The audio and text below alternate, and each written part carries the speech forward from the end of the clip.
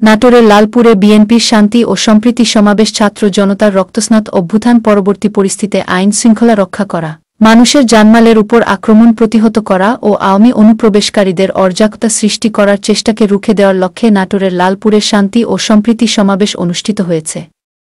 আজ মঙ্গলবার বিকেলে অর্জুনপুর বর্মহাটি এবি ইউনিয়ন বিএনপি ও তার সকল সহযোগী সংগঠনের আয়োজনে এই শান্তি ও সম্প্রীতি সমাবেশ অনুষ্ঠিত হয়।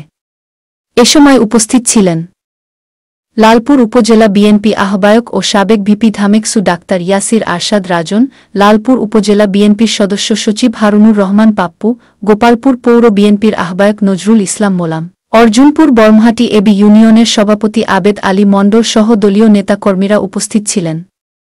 সমাবেশে বক্তারা বলেন, ছাত্রজনতার অভ্যুত্থানে বাংলাদেশ দ্বিতীয়বারের মতো স্বাধীন হয়েছে। এ স্বাধীনতা আমাদের সকলকে ধরে রাখতে হবে।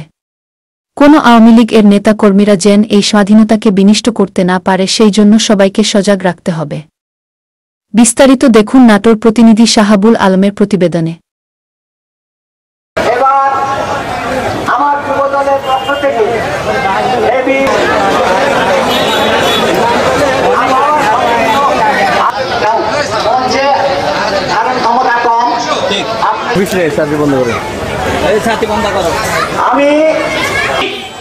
আমরাও যদি এইভাবে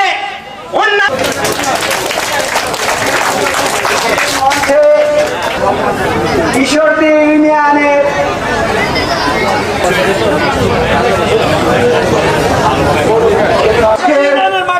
অর্জুনপুর বড়মাটি ইউনিয়ন বিএনপি এবং অঙ্গ সমাজ প্রান্তীয় সংগঠন জেলার পেটোয়া বাহিনীর হাতে নির্মমভাবে নিহত হয়েছে।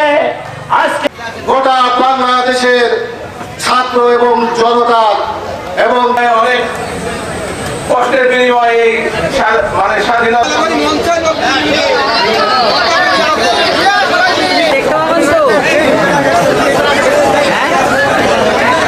সভাপতি প্রধান অতিথি হিসাবে উপস্থিত আছে।